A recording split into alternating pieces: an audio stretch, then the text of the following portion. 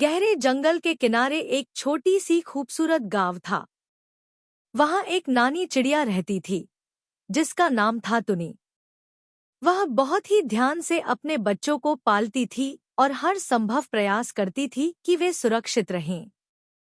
टुनी का एक बेटा था जिसका नाम था छोटा चिड़ौला।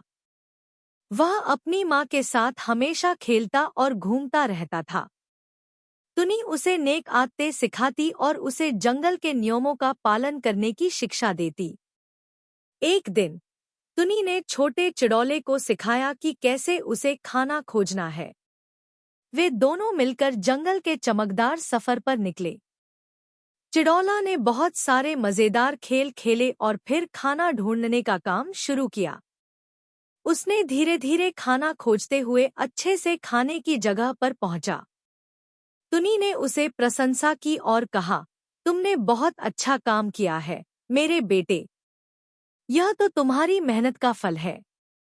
वक्त बीतता रहा और छोटे चिड़ौले की शिक्षा और संगत ने उसे एक बहादुर और समझदार चिड़िया बना दिया। वह अपनी माँ की सेवा में हमेशा तत्पर रहता और जंगल के वन्य जीवों की रक्षा करता।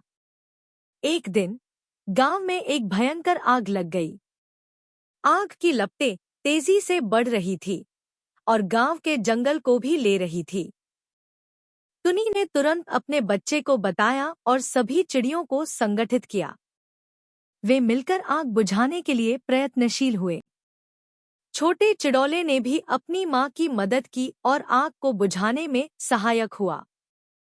उसने अपनी विवेकपूर्ण बुद्धि का उपयोग करके जलने वाले पेड़ों को बचाया और आग को नियंत्रित किया। अंत में उन्होंने सभी जंगली जानवरों को सुरक्षित कर लिया और गांव को बचा लिया। उनकी साहसिकता और समर्थन ने आग को बुझाने में मदद की और उन्होंने अपनी माँ के बारे में गर्व से महसूस किया। टुनी ने देखा कि उसका बेटा एक बहादुर और साहसी चिड़ौला बन गया है। उसने अपने बेटे को गले लगाया और कहा, तुमने बहुत ही अच्छा काम किया है मेरे बेटे। तुम्हारा साहस और निश्चय हमेशा तुम्हारे साथ है।